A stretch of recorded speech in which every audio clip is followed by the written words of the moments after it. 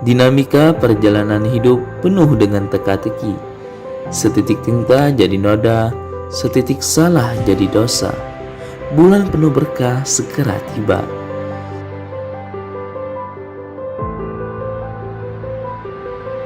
Setahun tak terasa berlalu, dan kini Ramadan akan segera kembali.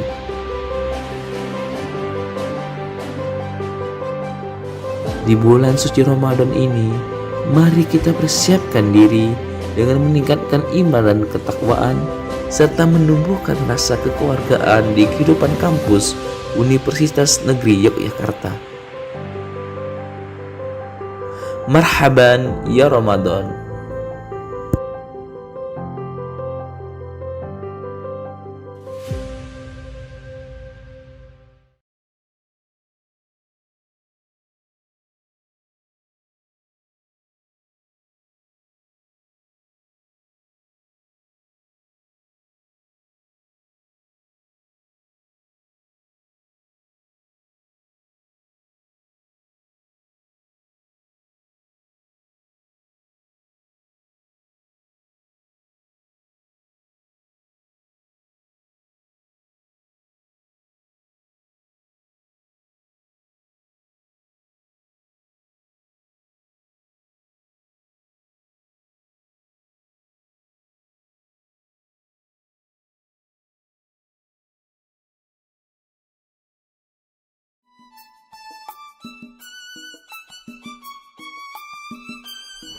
Assalamualaikum warahmatullahi wabarakatuh. Alhamdulillah, tak lama lagi kita bertemu di bulan Ramadan 1444 Hijriah kita. Maka dari itu mari kita persiapkan diri, sucikan hati, jernihkan pikiran, jaga kesehatan, dan eratkan persaudaraan. Bersama-sama kita raih keberkahan. Marhaban ya Ramadan.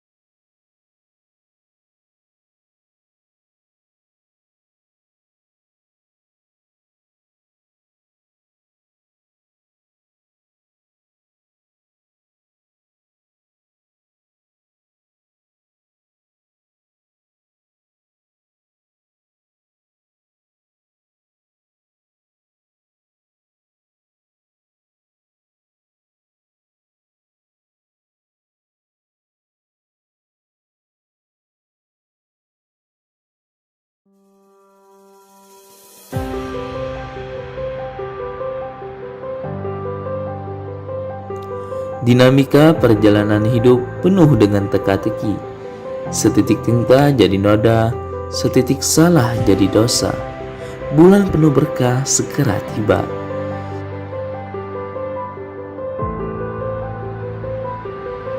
Setahun tak terasa berlalu, dan kini Ramadan akan segera kembali.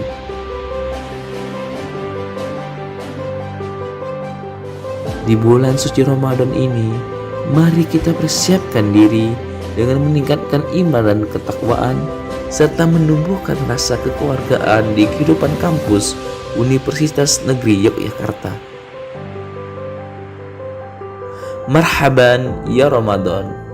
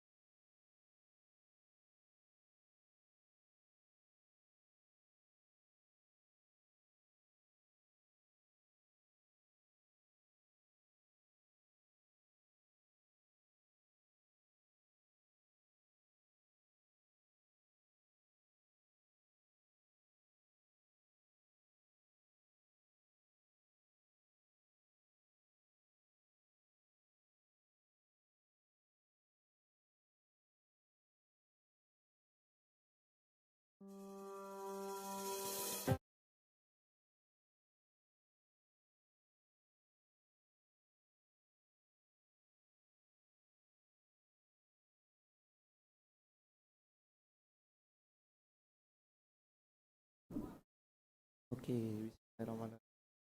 Warahmatullahi wabarakatuh. Ya, mungkin sebelumnya buat teman-teman nih yang Ikhwan bisa diisi dulu yang depannya.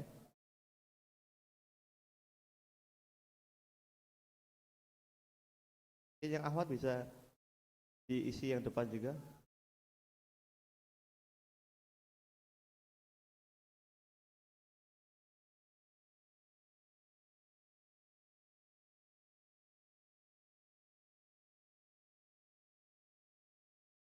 Nah, udah. Alhamdulillah. Allah wahdahu la syarika lah wa asyhadu.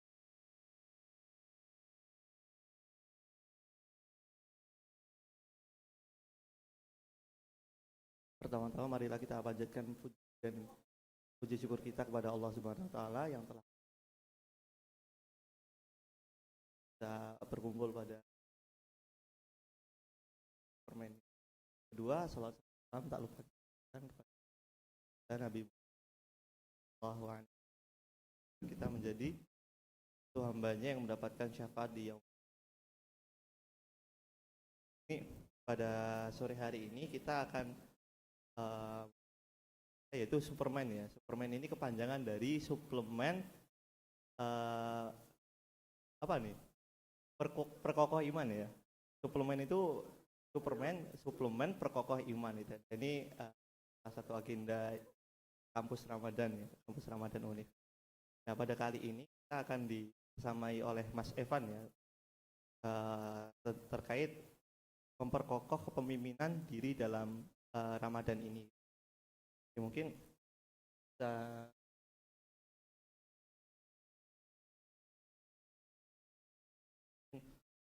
pada sore hari berlama-lama saya serahkan kepada Mas Evan.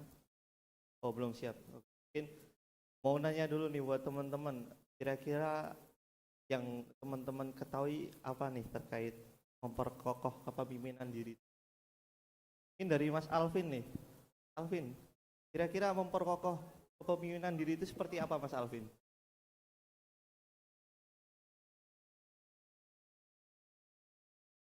Apa, Mas Alvin?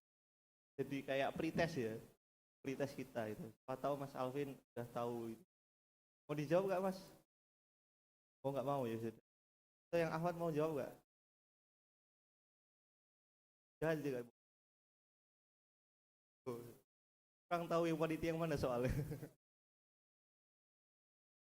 Oke, mungkin ini jadi gambaran ini ternyata masih apa namanya? Mungkin malu-malu nih Mas. Kayak tahu ya.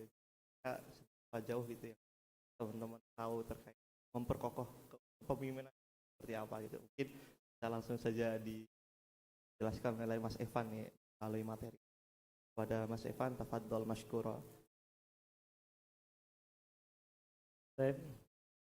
Bismillahirrahmanirrahim. Assalamualaikum warahmatullahi wabarakatuh. Alhamdulillahilladzi hadana li hadza wa ma kunna linahtadiya laula an Allah. Asyhadu an la ilaha illallah wahdahu la syarikalah wa asyhadu anna Muhammadan abduhu wa rasuluh. La haula wala quwwata illa billah. La haula wala quwwata illa billah. La haula wala. Alhamdulillah, puji kehadirat Allah Subhanahu wa taala di sore hari ini yang berbahagia ini. Kita semua kembali dipertemukan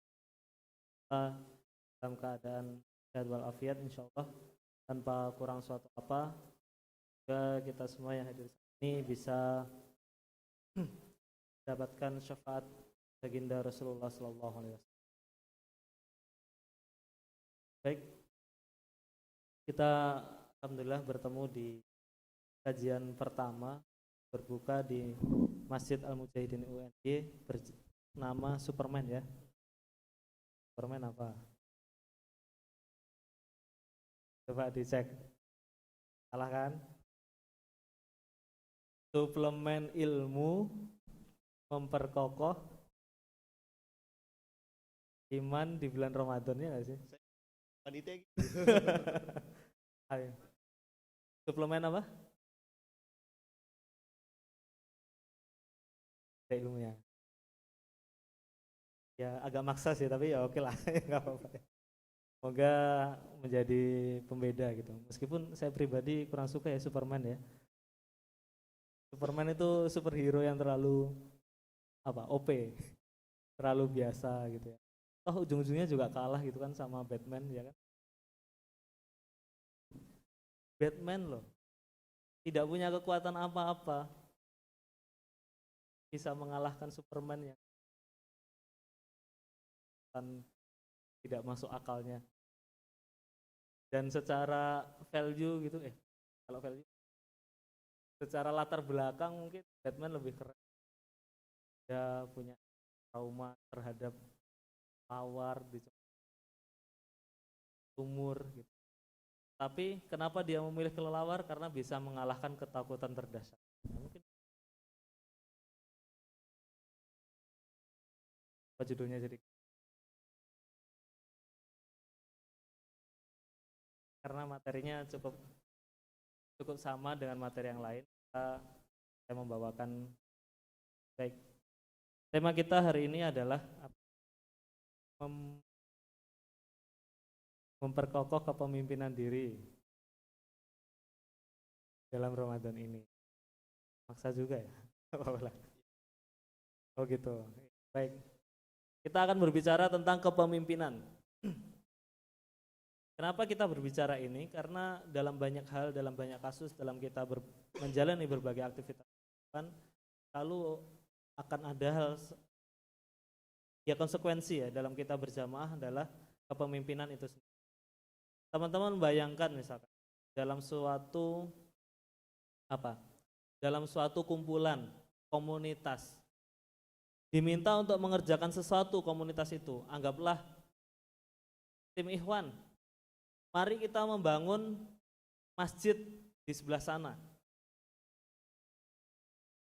Instruksinya ditujukan kepada semuanya, tanpa koordinator, tanpa ketua, tanpa siapapun. Apakah bisa berjalan dengan lancar? Mungkin bisa berjalan, mungkin orang akan secara otomatis dia mengerjakan sesuatu yang dilakukan. Efektif, jika efektif itu dikatakan mencapai tujuan, mungkin iya, tetapi efisien mungkin tidak. Orang akan mengerjakan sesuatu yang sama, terus kemudian akan berkata, loh oh ternyata ada hal yang belum, maka konsekuensi dalam kita berjamaah dengan banyak orang bersosialisasi pasti akan ada hal semacam kepemimpinan. Jika ini ditarik mundur, katakanlah tidak ada yang disebut pemimpin, maka akan ada jiwa kepemimpinan. Ya, akan ada jiwa kepemimpinan. Orang tidak ditunjuk sebagai pemimpin, tetapi dia memiliki pengaruh, memiliki influence. Kalau dalam bahasa bakat, jika dia memiliki komen, maka secara tidak langsung dia bisa itu mengatur banyak hal. Ya. Tapi kita tidak bicara hal itu terkait kepemimpinan. Tentang pertanyaannya adalah apa itu pemimpin? Jika kita berbicara tentang pemimpin, maka akan banyak definisi-definisi coba disampaikan orang ya. Logi,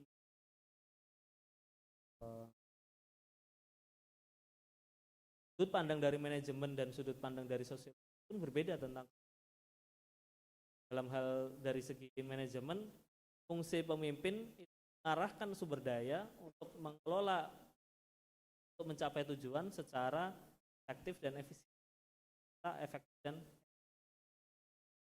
Tapi dari sudut pandang sosial mungkin berbeda. Orang yang memiliki pengaruh besar yang disebut dengan. Namun mari kita merujuk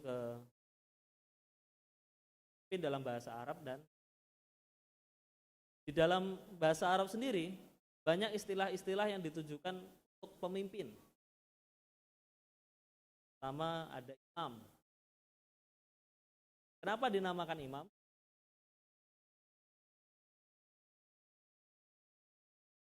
Imam ya. Kalau kita merujuk imam apa? Kita mengetahuinya di sholat 5 waktu ya.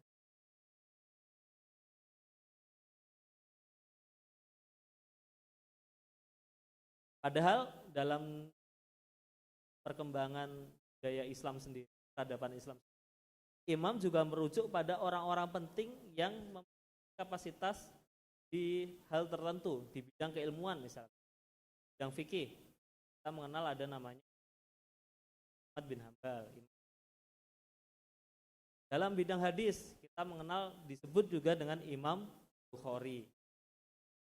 Dalam bidang atau dalam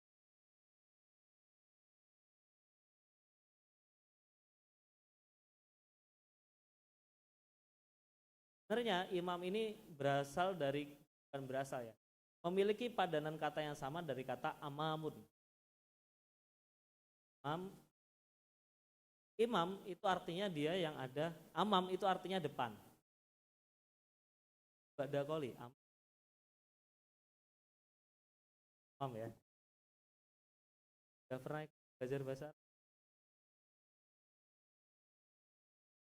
Arab? Ya.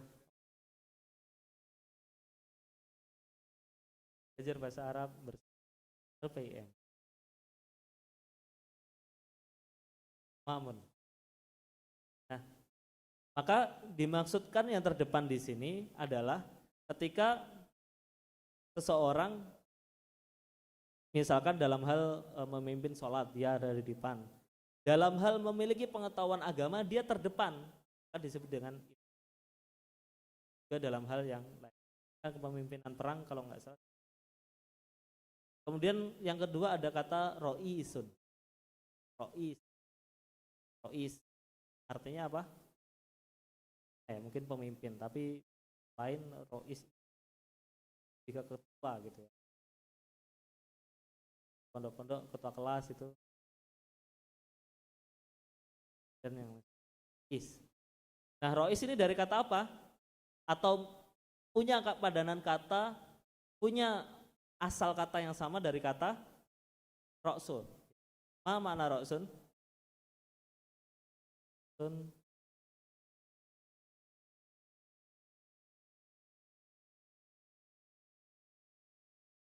pernah belajar ya. Nah, maka yang dimaksud rois di sini, dia adalah kepala, dia adalah orang yang bukan dituakan, dia adalah orang yang memikirkan apa yang terjadi di dalam bidang kuasanya. Misalkan ketua kelas tadi atau roisul fasli, maka dia adalah kepala dari kelas itu. Umumnya ini juga dipakai di banyak bidang ya, kan, atau bidang lembaga-lembaga organisasi. Makanya saya ingin membahasa Arabkan ketika rois. Kemudian yang cukup masyhur di kalangan kita itu apa? Mas'ul. Jangan dianggap remeh. Cuma kata ganti aja. Ada di sini.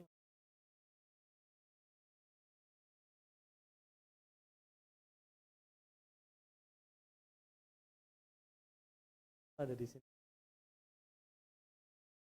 Mas'ulun. Kalau saya merenung kata mas'ul dulu ketika pernah menjadi mas'ul.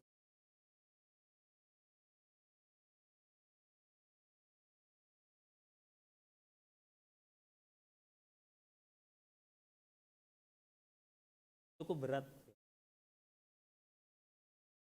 Beda dengan imam dan rois, pandangannya adalah bidang kuasa. Pandangannya adalah bidang kuasa. Sedangkan mas'ul ini unik. Jika yang lain itu bentuknya fa'il, mas'ul ini maf'ulun bih. Dia sebagai objek, bukan sebagai subjek. Sebagai objek. Padahal seharusnya orang yang bergerak, orang yang memikirkan, orang yang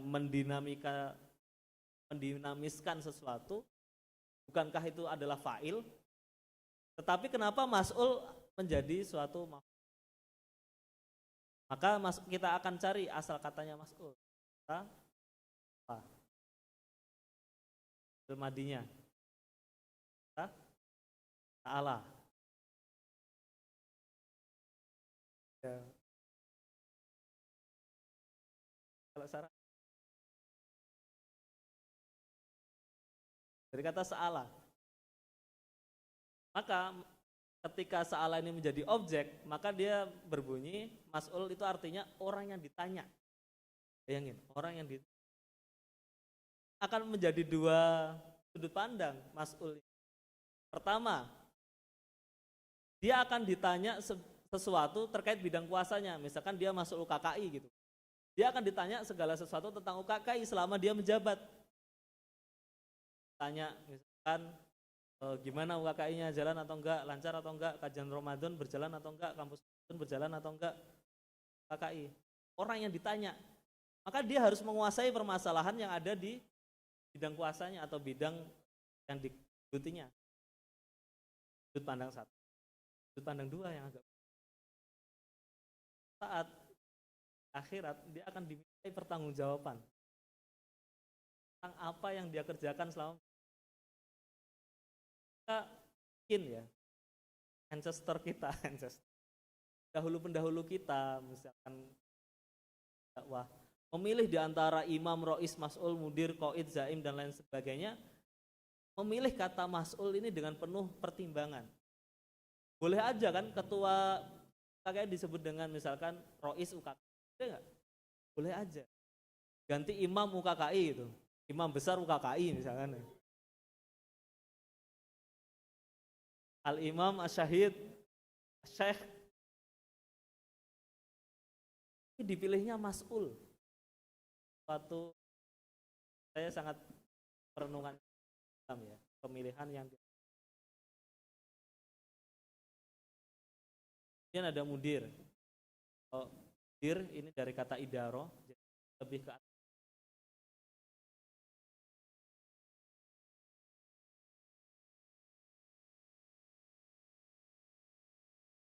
jadi dia ketua yang sifatnya ketua administratif. Di pondok-pondok biasanya Kemudian ada qaid, koda. Koda itu artinya tegak, itu artinya qaid itu orang yang menegak. Dan ada kata zaim. Tapi ini juga artinya, dan masih banyak lagi, tidak hanya terbatas pada berapa ini, 6 ini. Itulah yang ditujukan untuk Nah, kemudian di dalam Islam, tadi bahasa Arab ya. Sekarang di dalam Islam, kata-kata tadi itu yang merujuk pada pemimpin di dalam perkembangan peradaban Islam tidak digunakan, dan tidak digunakan. Pilih gunakan yang lain. Yang pertama adalah khalifah.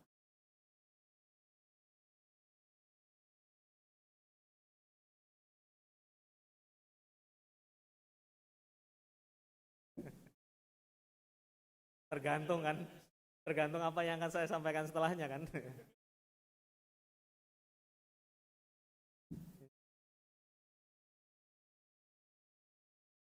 Nah, khalifah ini sebenarnya artinya pengganti. Kita merujuk di dalam Al-Quran juga yang kemudian kita di muka bumi ganti khalifah yakhlifu ya.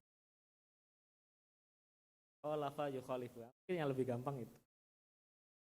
Khalif.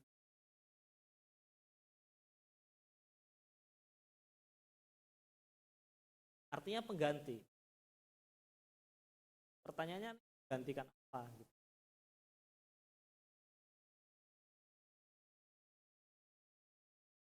Nah, karenanya ini juga uniknya konon katanya yang menjadi Arab di dalam kan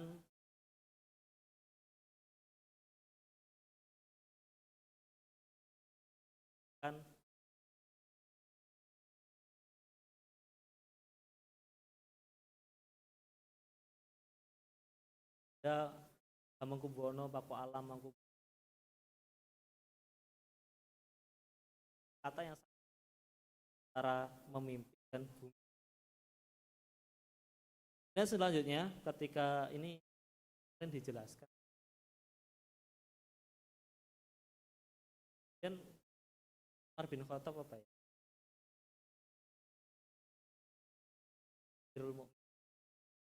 Yang mengurus perkara orang-orang, karena kata khalifah misalnya ya Amir. Nah, ini istilah-istilah yang terdapat di dalam. Maka penting dari kita untuk memahami asal kata dalam organisasi yang sedang kita ikuti. Apakah sekedar kata-kata itu tanpa makna atau ada makna yang cukup dalam gitu. Kita ini ada di zaman desakralisasi. Zaman di mana suatu nilai-nilai berusaha dikeluarkan dari budaya yang sudah lekat di dalam kita. Mungkin aja karena tidak mengetahui asal kata sejarah pemilihan mas'ul, besok semua lembaga itu jadinya bukan lagi mas'ul. Jadinya apa? Ketua misalnya. Kenapa kita ke Arab-Araban? Mari kita memilih kata ketua. Bisa nggak? Bisa aja suatu saat. Hilang sudah sejarah yang mungkin pernah dipilih oleh para pendahulu. Jangan sampai hal-hal semacam gara-gara apa? Desakralisasi. Sesuatu yang sifatnya sakral, sesuatu yang sifatnya penting, sesuatu yang sifatnya ada nilai-nilainya hilang gara-gara ketidaktahuan. Terus akhirnya untuk rasa tidak kehilangan sesuatu.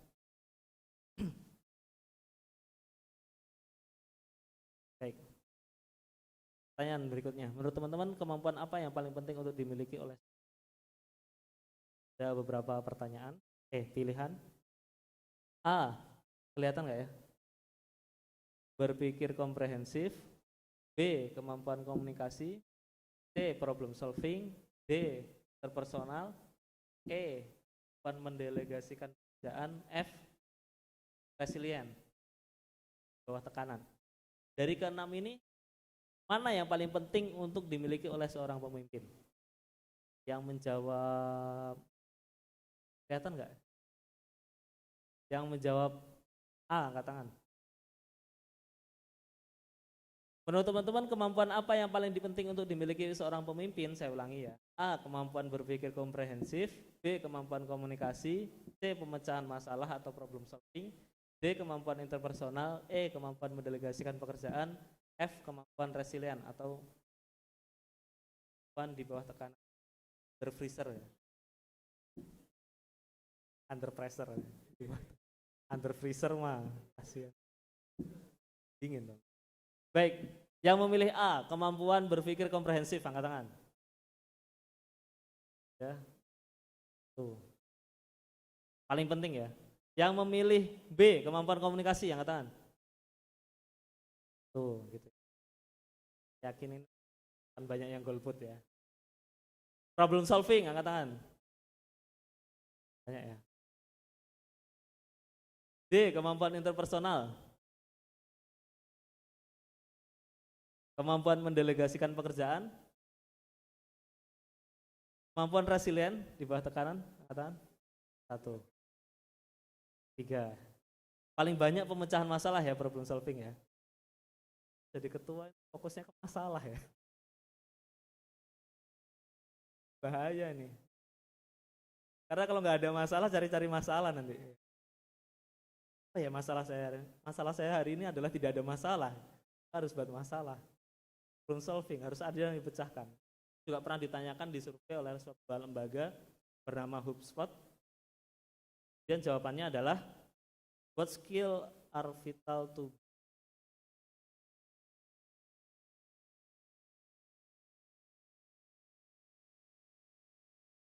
ability to think strategically 35%. Kemampuan memiliki gambaran yang besar dan yang utuh, strategis paling tinggi. Dan yang kedua komunikasi, yang ketiga kemampuan mengambil keputusan plus pemecahan masalah, keempat interpersonal, dan yang terakhir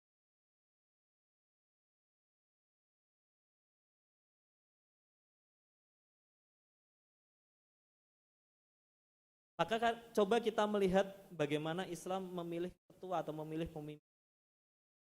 Ada di surat An-Nisa. Hai orang-orang yang beriman, taatilah Allah, atiullah wa atiur rasul. Taatilah Allah dan taatilah Rasulnya dan ulil amri di antara kalian. Kemudian jika kamu berlainan pendapat tentang sesuatu, maka kembalikanlah ia kepada Allah, Al-Quran dan Rasul atau sunnahnya. Jika kamu benar-benar beriman kepada Allah dan hari kemudian. Yang demikian itu adalah lebih utama bagimu dan lebih baik akibatnya. Baik, mungkin di kata berlainan pendapat tentang sesuatu ini merujuk pada masalah, tetapi kita diminta untuk kembali kepada Allah dan juga Rasul. Kita diminta untuk kembali kepada gambaran besar dari suatu kehidupan. Ini juga kita akan melihat di dalam surat As-Sadd ayat 26. Hai Daud, ini ketika mengisahkan tentang Nabi Daud. Hai Daud, sesungguhnya kami menjadikan kamu khalifah atau penguasa di muka bumi, maka berilah keputusan atau perkara di antara manusia dengan adil dan janganlah kamu mengikuti hawa nafsu, karena ia akan menyesatkan kamu dari jalan Allah Subhanahu wa taala. Sehingga tugas pemimpin tugas pemimpin awalnya adalah membawa manusia kepada jalan Allah Subhanahu wa taala. Itu yang paling penting. Kita berbicara kepemimpinan. Maka gambaran besar seorang pemimpin muslim adalah bagaimana apa yang dijalankan ini kembali kepada Allah Subhanahu wa taala dan Rasulnya. Tidak akan berbicara sesuatu yang mungkin sifatnya teknis. Oke, itu penting. Sesuatu yang sifatnya bisa diperdebatkan, bisa dipilih. Oke, itu penting. Tetapi ada masdarnya, ada dasarnya. Yaitu apa? Kembali kepada Allah Subhanahu wa taala dan Rasulnya. Maka kepemimpinan dalam Islam sebagaimana dicontohkan oleh Nabi dan Rasul tidak dilihat dari yang lain tadi, kemampuan komunikasi, problem solving dan lain-lain. Walaupun itu juga penting, tapi yang paling penting, yang paling utama dimiliki oleh seorang pemimpin, karena kita mencontoh Nabi dan Rasul, yaitu melihat visi yang lebih besar, wahyu itu sendiri. Jika kita mengetahui Al-Quran ya, misalkan ini kita bicara fikih dakwah. Fikih dakwah itu kan kita bicara fiqhun nas, pengetahuan tentang idealitas. Pertanyaannya, ideal menurut seorang muslim itu didapat dari mana? Apakah dari pikirannya sendiri? Dia mengira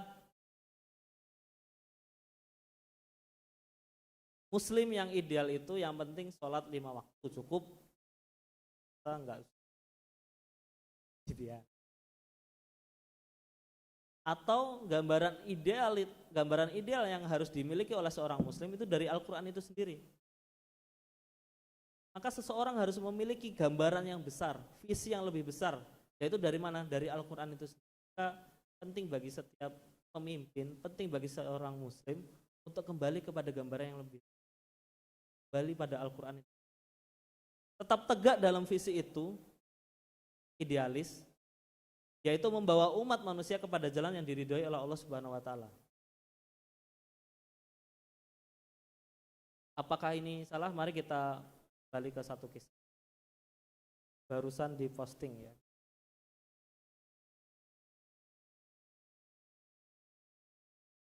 Waktu itu khalifahnya Umar bin Khattab radhiyallahu akan menghadapi suatu pasukan di perang Kisra kalau tidak. Beliau ingin berangkat sendiri, Umar bin Khattab, mungkin berapa ribu pasukan untuk lawan ini. Akan tetapi umat Islam yang ada di sana mengatakan jangan, karena kita membutuhkan Umar bin Khattab memimpin umat Islam. Kalau ikut berperang, takutnya beliau terbunuh dan akhirnya kehilangan pemimpin. Maka setelah diskusi panjang, dipilihlah Sa'ad bin Abi Waqqas sebagai pengganti, sebagai pemimpin perang kala itu. Ingat yang dikatakan Umar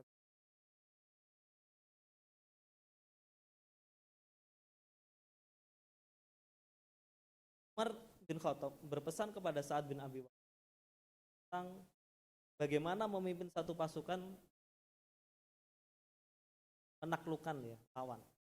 Dia mengatakan, wahai Sa'ad, sesungguhnya aku meminta kamu untuk menjaga ketaatan kepada Allah Subhanahu wa taala dan meminta kamu untuk menjaga pasukanmu agar senantiasa bertakwa kepada Allah Subhanahu wa taala. Pesannya banyak. Kemudian di antara pesan-pesan itu dia mengatakan, sesungguhnya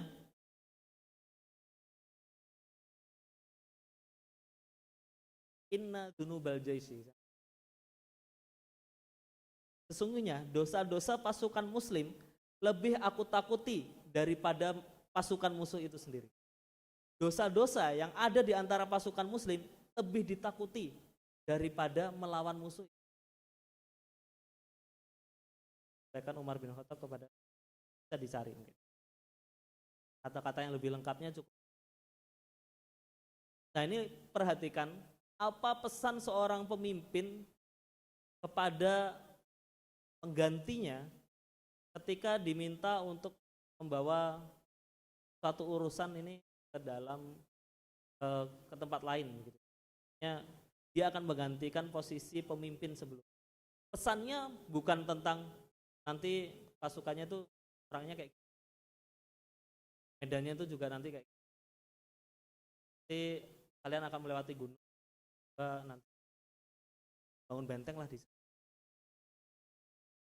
Persiapkan perbekalan yang banyak logis. Persiapkan baju perang, harta yang melimpah. Tidak, pesannya bukan itu. Bukan hal-hal yang sekali lagi, hal-hal yang memang penting tetapi bukan yang paling penting. Yang paling penting dititipkan kepada pemimpin berikutnya adalah ketakwaan, wasiat takwa. Wasiat takwa yang setiap hari didengarkan oleh Iwan, yang setiap pekan didengarkan oleh Iwan. Kapan? Sholat Jumat. Coba ya, kalau wasiat takwa itu diresapi benar-benar oleh setiap orang yang ada di sholat Jumat kala itu, saya yakin sholat Jumat seharusnya tidak sholat 5 waktu seterusnya, tidak pernah sepi. Ya ayyuhalladzina amanu taqullaha haqqa tuqatih wala tamutunna illa wa antum muslimun. Wahai orang-orang yang beriman, ittaqullaha haqqa tuqatih, bertakwalah kamu dengan sebenar-benarnya takwa. Wala tamutunna, dan jangan kalian sekali-kali mati. Bisa enggak tidak mati? Coba, jangan kamu mati. Bisa? Enggak bisa. Kita enggak bisa mencegah kematian itu. Tapi yang bisa kita lakukan adalah pemahaman berikutnya. Illa wa antum muslimun, kecuali kamu dalam keadaan Islam. Yang bisa kita pertahankan adalah Islamnya, bukan hidup kita. Kita unik ya. Lagu yang ada. Dan wasiat-wasiat takwa yang lain. Ittaqillaha haitsuma kunta wa admi sayyi'atal hasanata tamhuha wa khaliqin nasa bi khuluqin hasanin. Ittaqillaha haitsuma kunta, bertakwalah kalian kepada Allah dimanapun kalian berada. Wa admi sayyi'atal hasanata tamhuha, dan jika kalian berbuat adbi sayyi'atal hasanata dengan perbuatan itu akan menghapus perbuatan buruk yang pernah di wa khaliqin nas, dan pergaulilah manusia dengan akhlak yang baik. Maka sekali lagi, visi yang paling penting yang dimiliki oleh pemimpin adalah gambaran besar tentang bagaimana kehidupan kita, bukan hanya kehidupan yang pendek. Pemimpin-pemimpin kita sudah disebutkan oleh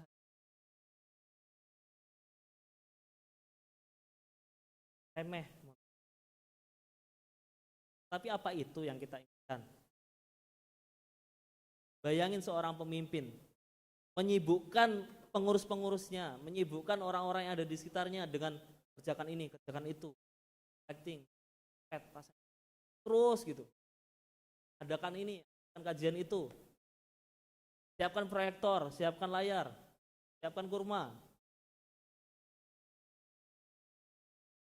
Tapi pemimpin nggak pernah memberikan visi, tidak pernah memberikan gambaran besar, tidak pernah memberikan nilai-nilai, tidak pernah memberikan prinsip apa yang dia jalankan sebagai pemimpin. Diminta terus instruksi, bla bla bla bla bla. Miskin pengurus-pengurus, akan miskin orang-orang di sekitarnya, akan lelah orang-orang yang di sekitarnya. Kita coba pertanyakan itu.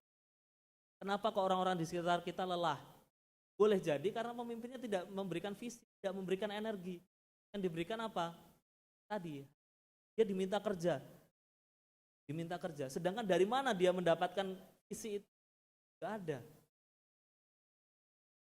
Kadang pemimpin penting, sering menunggu.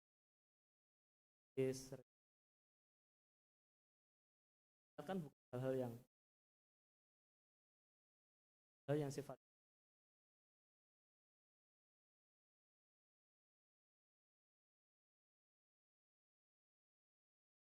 Siapapun ya, orang teman apalah ya.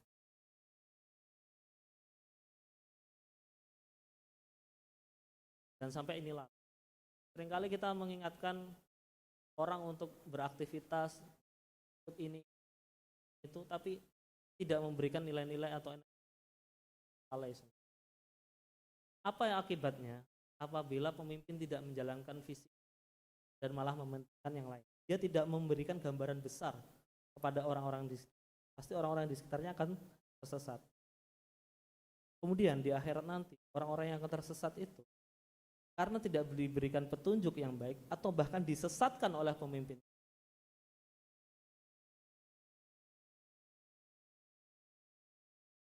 Mereka akan menuntut pemimpin-pemimpinnya.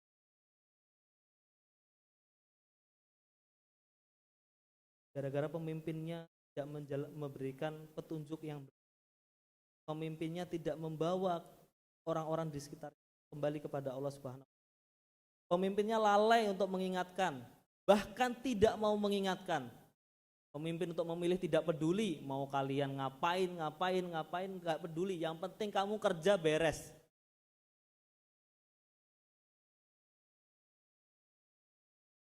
Saat mereka akan berkata, diabadikan oleh Allah Subhanahu wa taala di Faqalu Rabbana inna ata'na sadatana. Sesungguhnya kami telah menaati para pemimpin-pemimpin kami. Inna ata'na sadatana wa kubaro'ana, dan pembesar-pembesar kami. Fa'adalluna sabila, lalu mereka menyesatkan kami dari jalan yang benar. Gara-gara kita telah lalai untuk membawa orang-orang yang ada di sekitar kita. Sebagai pemimpin kita lalai untuk menunjukkan gambaran besar sekali, big picture. Yang kita berikan adalah yang penting organisasi. Kemudian mereka berkata lagi, ya Tuhan kami, timpalah kepada mereka azab 2 kali lipat dan laknatlah mereka dengan laknat yang surat Al-Ahzab ayat 60. Bayangkan, kita sudah ditaati oleh orang-orang di sekitar.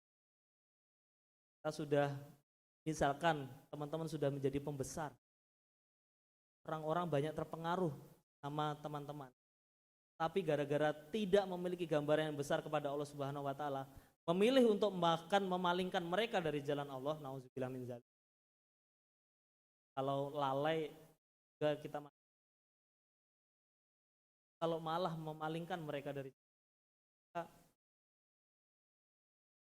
dia akan menuntut kita dan meminta kita untuk ditimpakan azab 2 kali lipat lebih besar. Laknatlah mereka dengan laknat. Sekali lagi, beban sebagai seorang pemimpin, tapi bukan terus kemudian tidak mau menanggung jawab ya. Permasalahan kita kan dilematis. Kita beramanah, yang beramanah. Kayaknya cuma kamu, gak astagfirullah. Kali kita. Beban pemimpin fadilah atau tergantung. Kira ambil peran tanggung jawab. Ya. Gunakan sebaik-baiknya. Saya yakin teman-teman jadi pemimpin dalam bidang apa? Berpengaruh kepada orang-orang di sekitar, apalagi mahasiswa. Tidaknya kalau nggak berpengaruh di kampus, paling berpengaruh di masyarakat, berpengaruh di keluarga. Kita jangan memilih untuk melalaikan. Buatlah pengaruh itu untuk membawa kepada Allah, bahwa mereka membesar, visi yang lebih besar, yaitu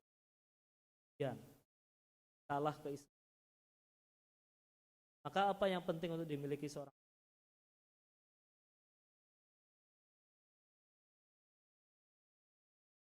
Yang sifatnya internal dari dalam.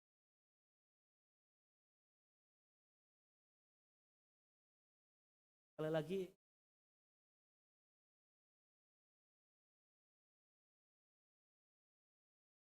bukan orang yang pandai manajer, banyak cara sana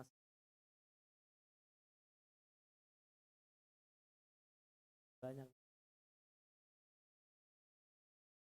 tapi tergantung bagaimana kedekatan dia kepada Allah.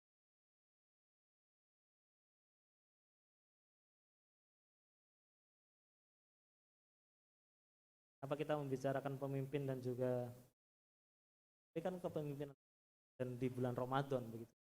Saya rasa cukup penting pemahaman bagaimana menjadi pemimpin, memimpin diri sendiri setidaknya.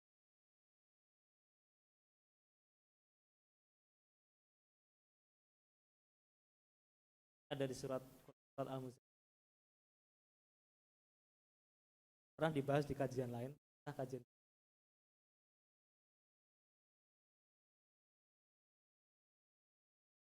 Sumber tenaga seorang dai.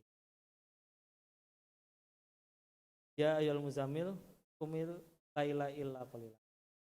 Wahai orang-orang yang berselimut, bangunlah salat malam separuh malam atau kurangi sedikit atau lebih.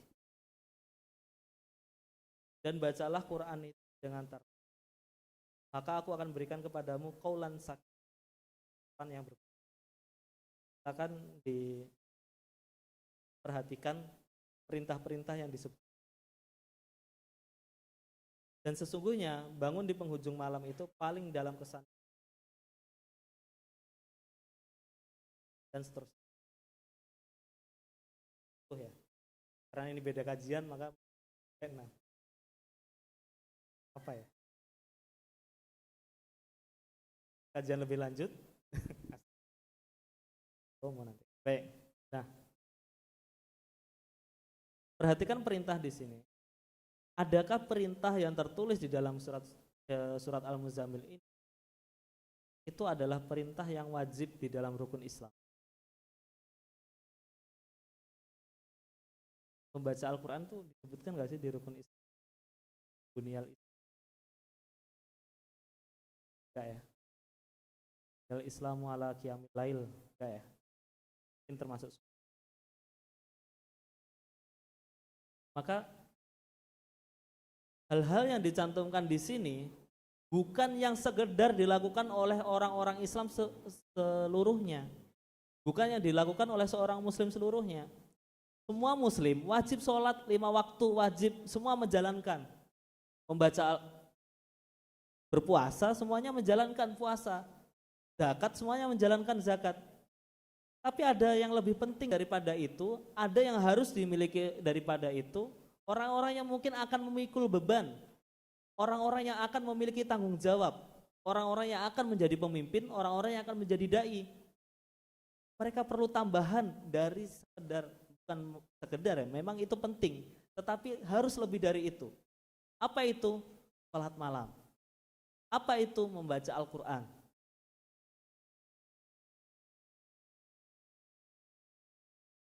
Dan ibadah-ibadah lain yang disebutkan di dalam Quran surat Al-Muzammil.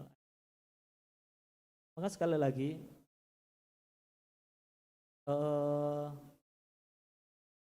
nanti akan ada perkataan, apakah sama seorang yang memiliki tanggung jawab untuk membangkitkan satu kaum, menggerakkan satu umat dibandingkan umat itu sendiri? Apakah sama kewajibannya? Apakah kewajiban yang diberikan kepada Rasulullah SAW, apakah akan sama dengan kewajiban umatnya? Perlu diketahui bahwa hampir-hampir sholat qiyamul lail itu wajib, karena Rasulullah SAW melakukan itu. Sedangkan bagi kita, bagi umatnya, bagi para sahabat pada kala itu tidak wajib. Walaupun pernah wajib ya dalam waktu 1 tahun penuh ini, sampai kakinya para sahabat itu bengkak-bengkak. Ini yang akan menjadi sumber tenaga bagi orang yang akan atau memiliki beban yang siapapun ya, tidak hanya laki-laki tapi juga. Maka tidak sama mereka sekedar menjalankan kewajiban ya. Sekali lagi bukan sekedar ya, itu juga wajib penting. Namun kita memiliki beban tanggung jawab yang besar, maka lebih dari bangun sholat malam, tartil di waktu malam itu juga, dan seterusnya. Tentunya bangun di penghujung malam itu paling dalam kesan aqwa mukila dan menumbuhkan dan mematuhi.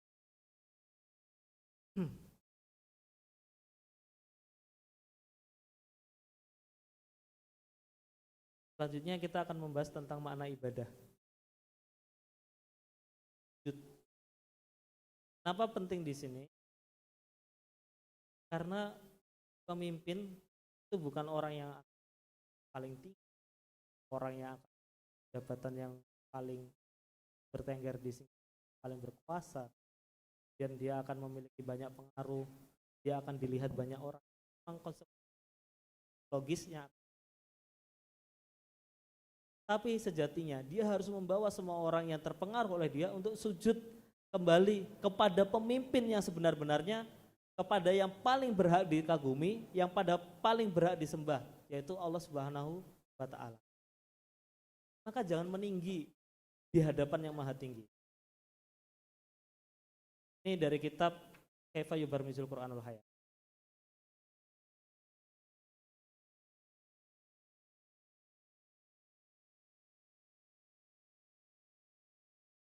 Kaifa Yubarmizul Qur'anul Hayat itu karena belum banyak di memilih kitab ini.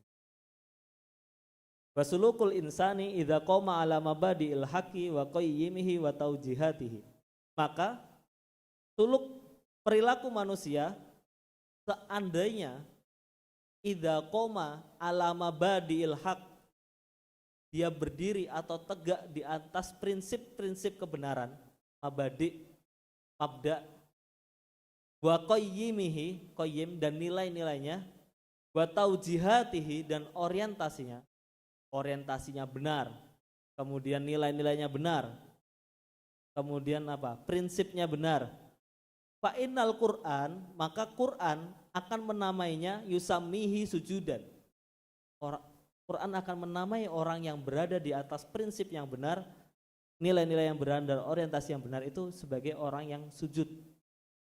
Maka sujud bukan tentang ibadah, bukan sekedar goyatul khudu' wal inhilal atau ibadah dengan menunjukkan ketaatan, tetapi apapun yang dilakukan orang asalkan memiliki prinsip, nilai dan orientasi yang benar, itu sudah termasuk dalam sujud.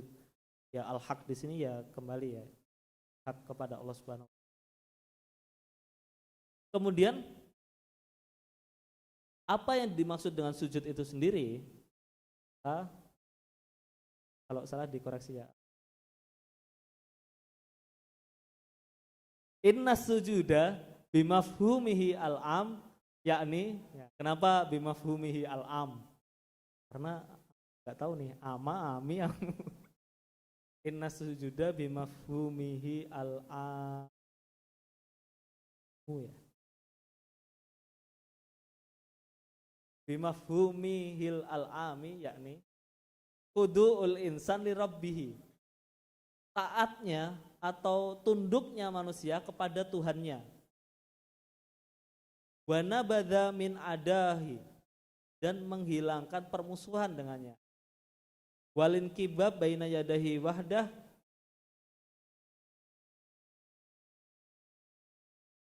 faminhu ya'khudhu manhajahu wa yastamidu qayyim. Maka dengan itu, dengan ketundukan itu, dia mengambil manhajnya, mengambil nilai-nilainya, mengambil jalannya, wa qayyimihi wa yastamidu qayyimahu, dan menyandarkan nilai-nilainya. Tsumma yantaliqu fi mihrabil hayah, kemudian dia kembali kepada lapangan kehidupan sajidan khosyian lillahi ta'ala. Dia kembali kepada lapangan kehidupan, fokus, sujud dan fokus hanya kepada Allah Subhanahu. Khusyuk itu fokus ya. Khusyuk itu bukan diem. Khusyuk itu bukan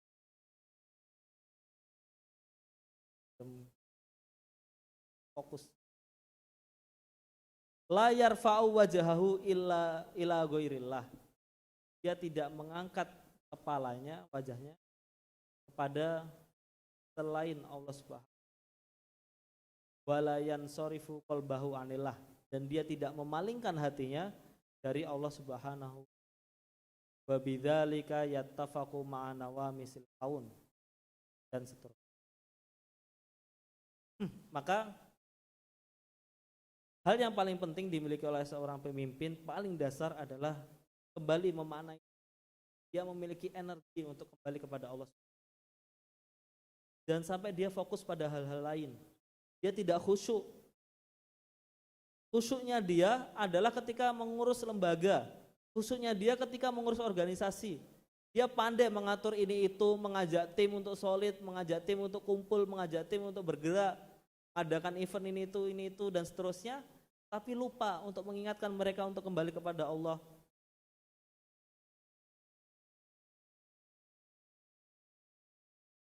Seringkali kita demikian. Maka mari kita, apakah harus seperti itu? Ya enggak langsung diingatkan. Ya sih, misalkan tujuan dari tim ini tujuan dari kelompok kita adalah kembali kepada Allah Subhanahu wa taala. Tentu dengan caranya. Untuk apa teman-teman jadi pemimpin? Berikan pengaruh. Tidak sekali ada seninya kan. Kita bahas di tempat. Tapi yang perlu dipikirkan, dibentuk mindset oleh seorang pemimpin adalah bagaimana orang-orang sekitar saya kembali sujud kepada Allah Subhanahu wa taala itu. Tidak literally, tidak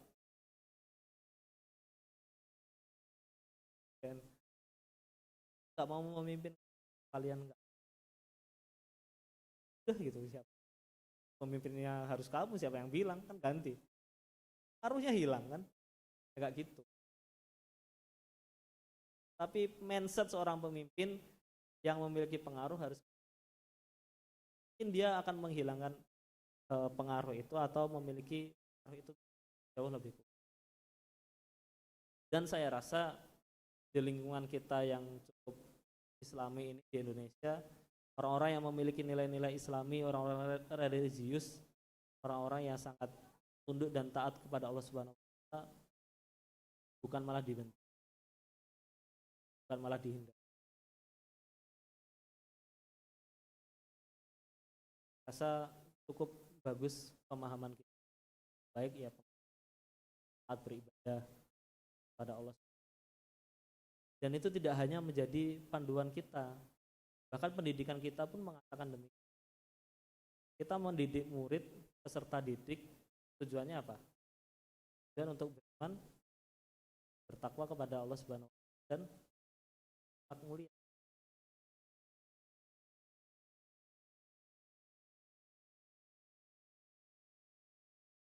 Yang aku, nah ketua BEM-nya.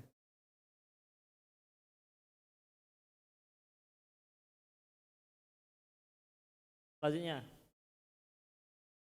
berapa ini? Azan dan Isya. Oh 10 menit lagi. Terakhir ya. Karena pemimpin tidak hanya untuk diri sendiri, maka dia juga untuk orang lain. Bangun tim. Sebenarnya kita bisa mengembalikan ini kepada yang pertama tadi. Balik kepada yang pertama.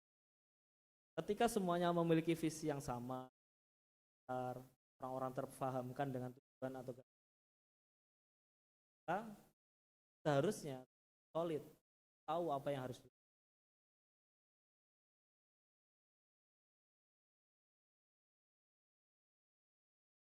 Sayangnya di beberapa kesempatan yang seharusnya dasar tadi tidak malah orang-orang fokus membangun tim yang solid, tapi arahnya kemana? Sebenarnya organisasi itu kan bisa dilihat dari 3 ya. Program-program, tujuannya, dan program-program, dan atau prinsip. Para pendiri, orang-orang pendahulu mungkin akan merumuskan 3 hal ini di dalam ADART-nya atau hal-hal yang menjadi prinsip di dalam. Dia akan merumuskan tujuan besar dari organisasi ini apa, jelas. Kemudian dia akan merumuskan nilai-nilai, asas apa yang penting di dalam organisasi. Terakhir adalah program, bagaimana program ini mencapai tujuan tadi. Namun seiring tergerusnya waktu, orang-orang lupa bahwasanya program-program ini untuk mencapai tujuan dan ada nilai-nilai yang harus diikuti. Seiring berjalannya waktu, nilai-nilainya hilang. Orang-orang menjalankan program untuk mencapai tujuan gitu. Program tujuan. Kita tahu tujuan ini. Lama-lama tujuan itu juga tergerus waktu. Akhirnya tinggal apa? Tinggal menjalankan program. Tujuannya apa program ini? Enggak tahu. Ini jalan aja. Persis seperti kemusyrikan pertama kali. Dulu di zaman Nabi Adam dan Nabi mereka generasi. Konon katanya tidak ada kesyirikan. Semuanya masih taat, semuanya masih soleh, semuanya masih menyembah Allah Subhanahu wa taala.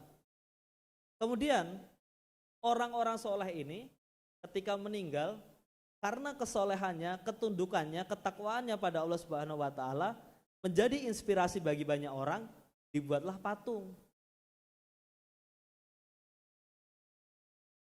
Harus terinspirasi dari generasi berikutnya mungkin masih mengerti. Oh ini ya patung orang soleh itu. Ya yang selalu tunduk dan taat kepada Allah Subhanahu wa taala. Oke, saya akan terinspirasi dari dia. Saya akan melakukan apa yang dia lakukan.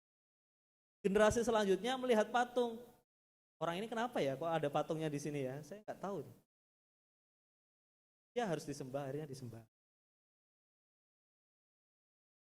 Maka sesuatu yang kehilangan orientasi, sesuatu yang kehilangan nilai-nilainya udah sering. Tugas pemimpin sekali lagi ya, tugas pemimpin bukan meluruskan manajerial, administrasi. Bisa dilakukan banyak hal, tarik saja bisa. Tapi siapa yang akan membahasakan visi, bukan prinsip dan nilai-nilai? Kalau bukan pemimpin, buku. Karena kalau pengurusnya nggak baca buku, nggak baca ADART, apa lagi yang mengingat? Nah selanjutnya tim yang solid ini akan terbentuk dengan sekali lagi pemimpin. Namun pasti akan ada fase naik turunnya. Akan ada fase. Grafik ke atas itu menandakan efektivitas dari satu organisasi. Dan grafik ke kanan akan menunjukkan fase-fase yang dilewati oleh organisasi. Kenapa ini jadi training ke organisasi kan ya, kajian ya.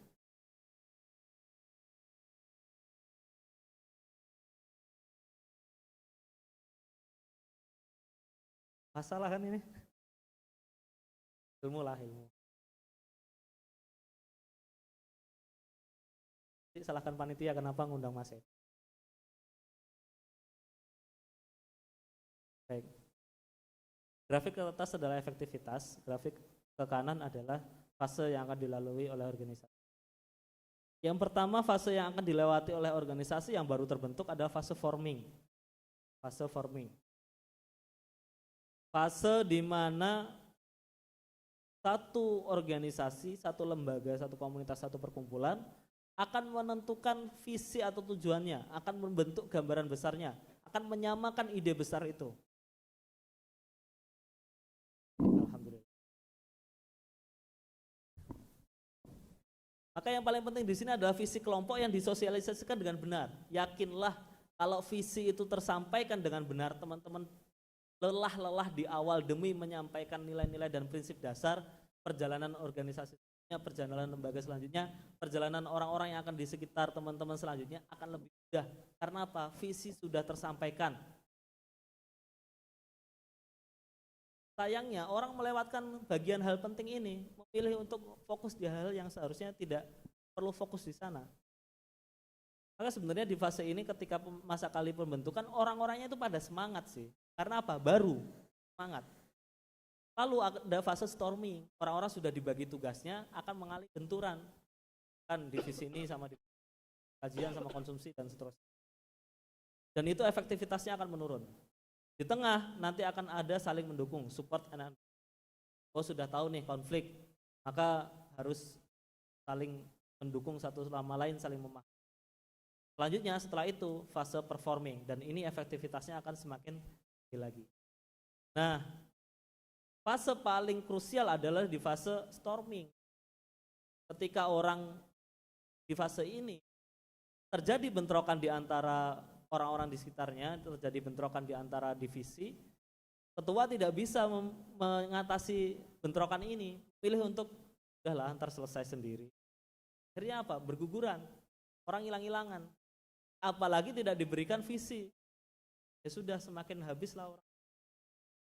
Penting sekali untuk memahami bagaimana lagi tentu ini dalam rangka menuju ketakwaan kepada Allah Subhanahu wa taala. Itu ya training hari ini. Bukan suplemen, bukan kajian kan? Suplemen ilmu perkokoh iman di bulan.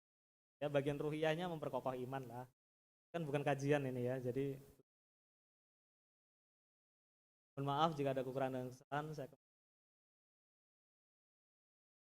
Waalaikumsalam warahmatullahi wabarakatuh. Kan tanya atas telah diberikan.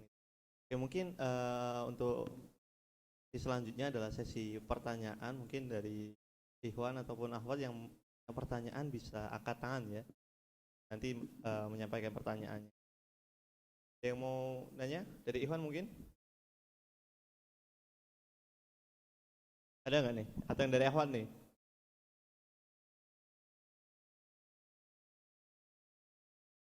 Oh itu ada tuh.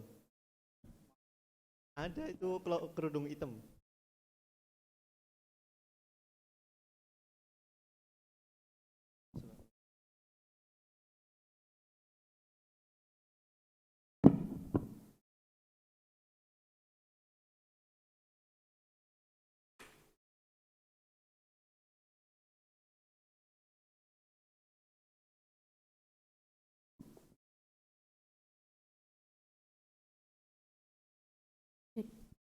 Assalamualaikum warahmatullahi wabarakatuh.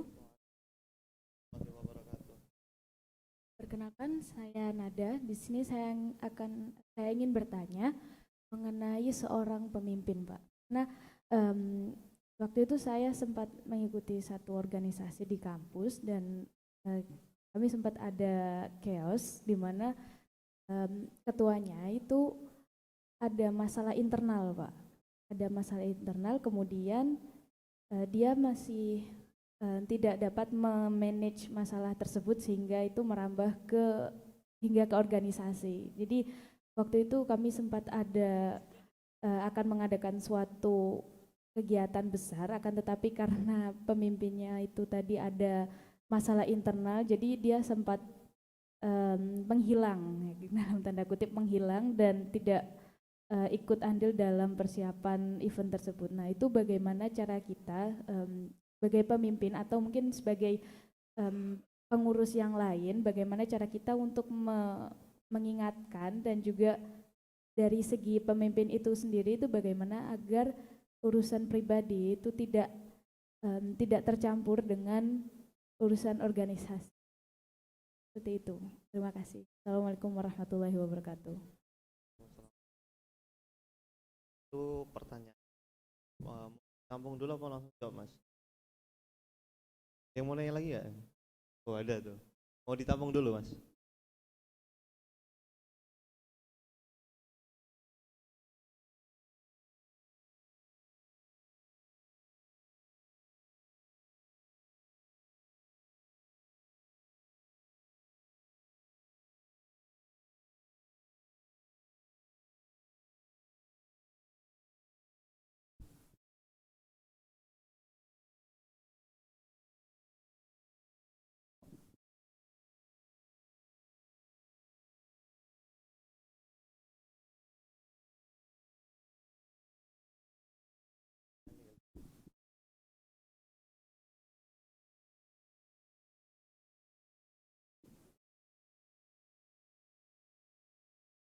Sebelumnya, Assalamualaikum warahmatullahi wabarakatuh. Mohon maaf, sedikit maju. Saya izin bertanya, Ustadz. Bisa, ini mungkin agak ada persinggungan dengan pertanyaan Mbak tadi. Ada kesamaan gitu, tapi perbedaannya di sini ketika seorang pemimpin nih, Ustadz, kondisinya malah nggak yakin ketika dia terpilih gitu loh, Ustadz. Kita berusaha ngeyakinin. At the same times, dia juga sulit memisahkan hal-hal yang sifatnya profesionalitas gitu, Ustadz. Nah, cara kita nih, mungkin dia juga backgroundnya juga nggak sekuat yang lain gitu loh, Ustadz. Atau mungkin sekuat partnernya gitu loh. Dalam hal ini, background kepemimpinannya, latar belakang kepemimpinannya. Cara kita buat ngeyakinin kalau dia tuh mampu, dia tuh terpilih karena mampu, terus dia tuh bisa membagi ranah profesional dan emosionalnya dengan baik, itu gimana gitu loh. Terima kasih. Assalamualaikum warahmatullahi wabarakatuh. Waalaikumsalam warahmatullahi wabarakatuh. Ini tuh dua pertanyaan, Ustaz ya. Ini lebih ke arah organisasi nih pertanyaannya. Oke, mungkin bisa langsung dijawab saja, Ustaz, pertanyaan ini. Kenapa harus di sini ya? Mediasi aja gitu, di mana gitu. Oke, mari kita olah hal yang berbeda.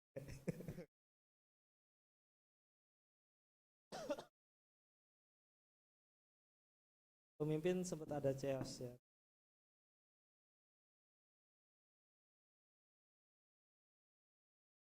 Siapa sih yang bisa memisahkan masalah pribadi dan masalah? Ada nggak yang bisa? Ada orang yang kuliah,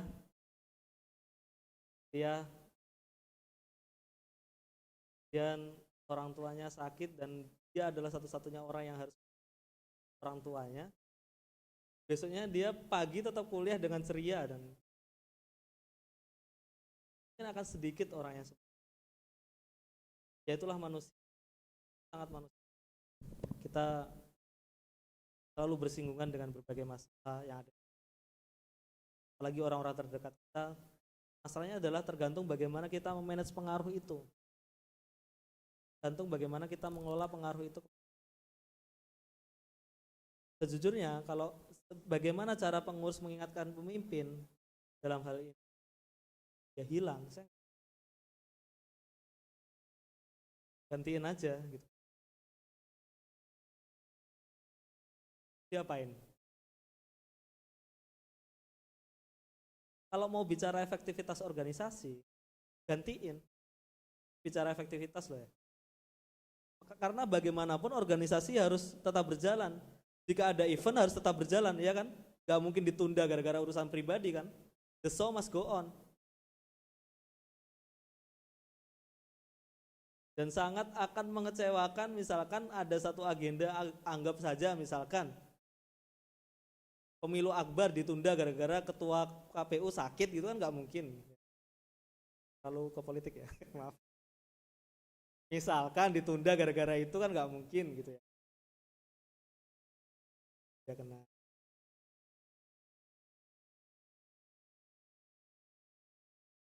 Nah begitu pula dengan organisasi, anggaplah apa sih event gitu. Ketuanya ada urusan, ya harus. Kalau mau bicara efektivitas organisasi sekali lagi gantikan, tinggalkan bahkan. Karena akan cukup lama mengurusi hal-hal yang sifatnya personal seperti itu. Apalagi harus mendampingi. Harus ada orang lain yang ditugaskan untuk orang tersebut mengurus apa, dan itu bukan bagian dari organisasi. BPO kah atau apakah punya kemampuan atau keahlian di bidang itu.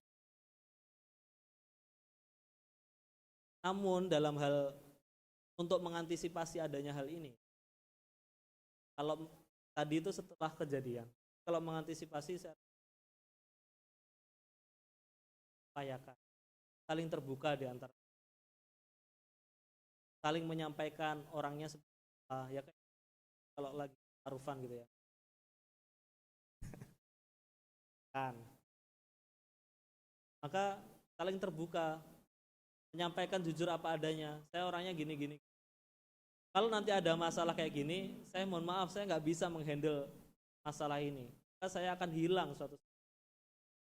Tolong gantikan saya atau siap-siap dalam keadaan itu. Dari sudut.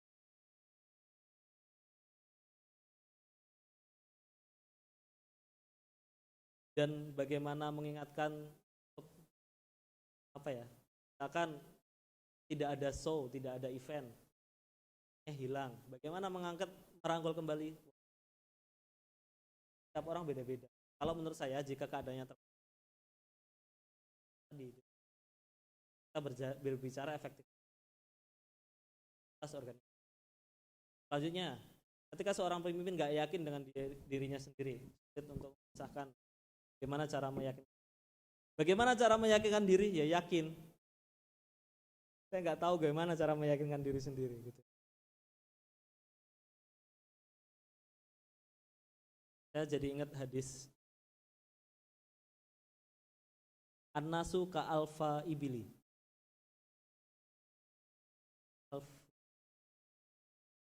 Manusia itu seperti 1000 unta. Ini hadis Rohilah. Tatajiduna minhum, sampai-sampai kamu tidak akan menemukan di dalamnya rohilah, orang-orang yang bisa memikul beban. Karena di dalam 1.000 orang itu gak semuanya bisa memikul beban ketua misalkan, beban amanah dakwah, beban pemimpin, beban ketua BEM misalkan, beban ketua PKI, gak bisa, gak semuanya bisa. Makanya dari 1.000 itu gak satu Rasulullah SAW, dan itu pun belum tentu terorientasi dengan baik. Maka beruntung kalau menjadi rohilah, jadi orang-orang bisa. Saya punya teman ya,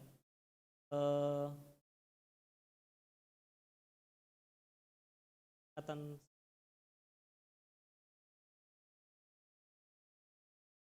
F,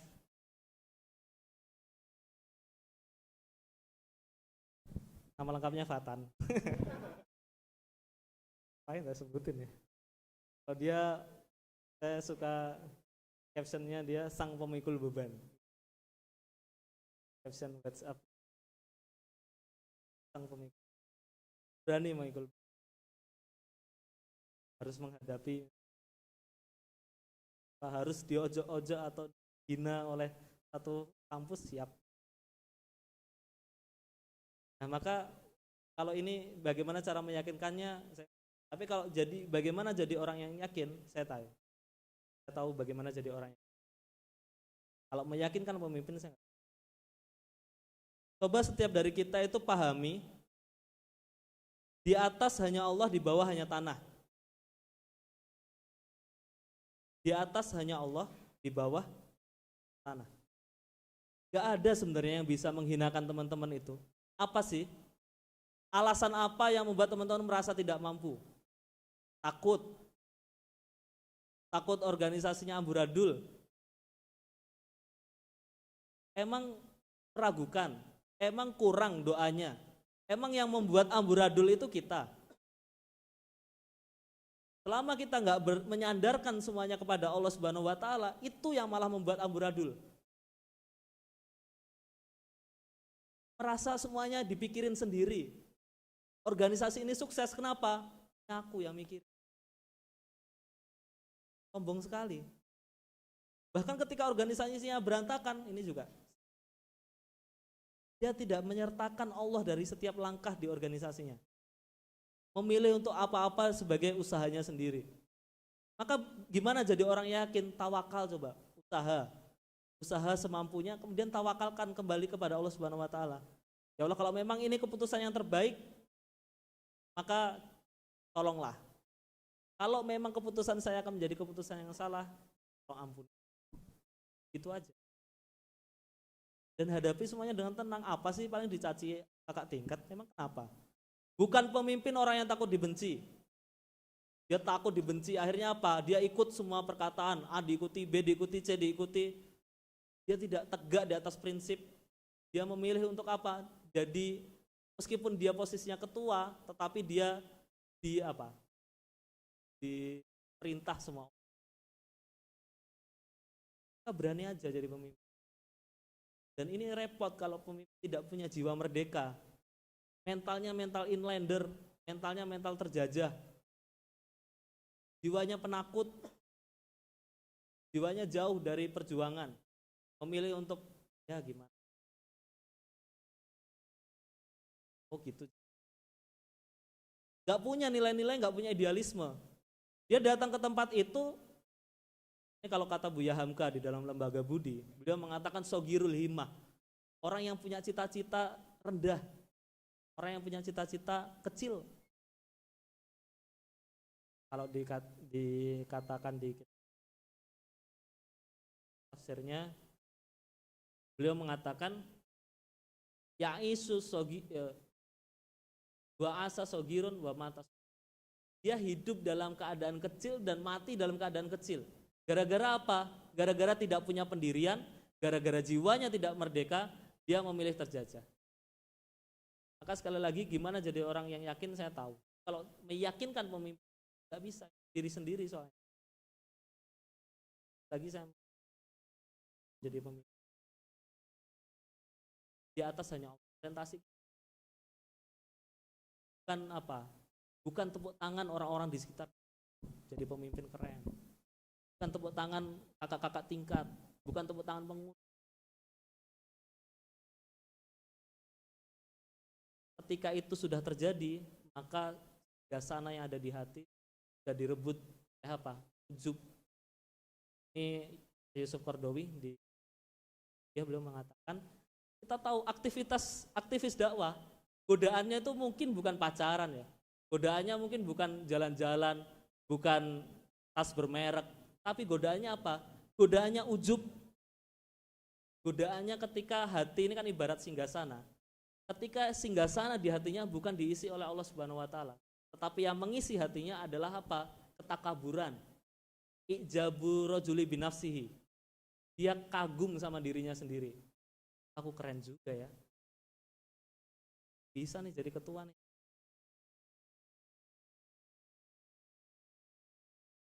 Kita sebagai pemimpin ikhlaskan niat.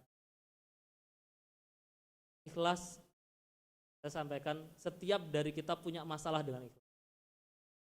Setiap dari kita punya masalah dengan ikhlas. Mungkin kita ikhlas dalam melakukan sesuatu. Kita ikhlas memberikan harta kita. Kita ikhlas beraktivitas mungkin. Tapi mungkin kita tidak ikhlas dengan.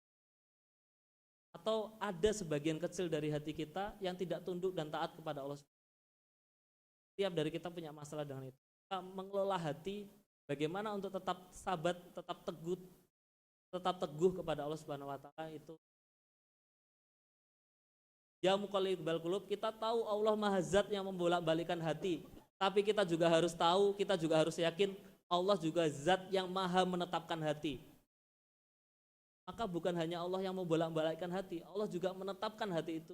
Maka sabit kulubana, tetapkanlah hati kita ala dinik kepada agamamu.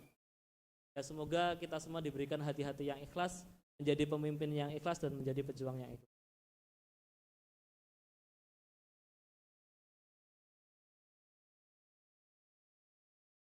Baik, mungkin teman-teman pembahasan dari pertanyaan-pertanyaan tadi dari Mas Hasbi sama Mbak siapa tadi? Tadi lah Anda itulah Mbak yang itu. Oke, mungkin cukup sekian ya teman-teman untuk Superman pada hari ini. Jadi apa tadi? Suplemen ilmu memperkokoh iman gitu. Ya, mungkin cukup sekian dan semoga keberlangsungan Superman selanjutnya bisa kita ikuti dengan sama seperti itu ya Mas. Ya, mungkin cukup sekian dari saya, kurang lebih mohon maaf. Wassalamualaikum warahmatullahi wabarakatuh.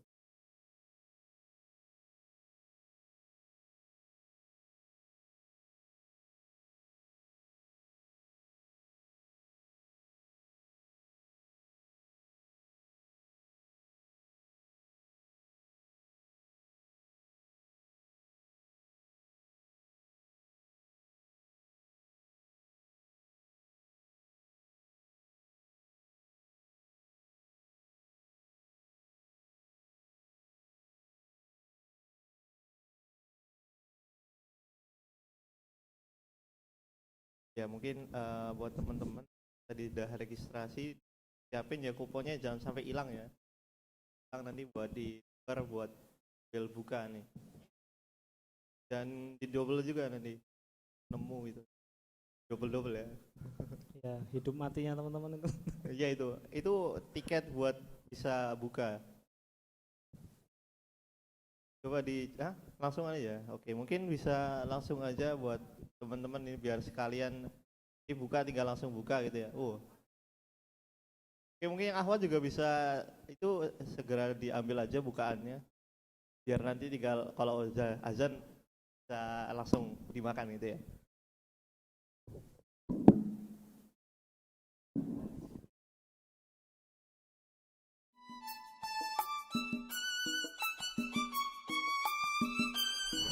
Assalamualaikum warahmatullahi wabarakatuh. Alhamdulillah, tak lama lagi kita bertemu di bulan Ramadan 1444 Hijriah.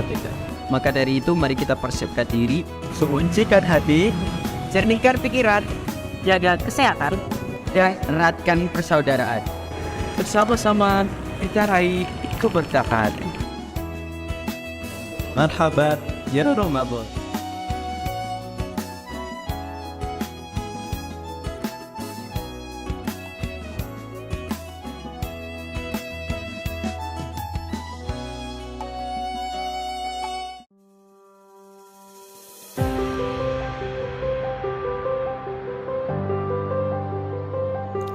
Dinamika perjalanan hidup penuh dengan teka-teki. Setitik tinta jadi noda, setitik salah jadi dosa. Bulan penuh berkah segera tiba.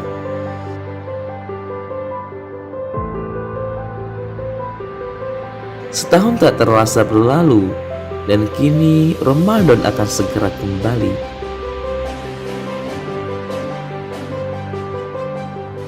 Di bulan suci Ramadan ini, mari kita persiapkan diri dengan meningkatkan iman dan ketakwaan, serta menumbuhkan rasa kekeluargaan di kehidupan kampus Universitas Negeri Yogyakarta. Marhaban ya Ramadan.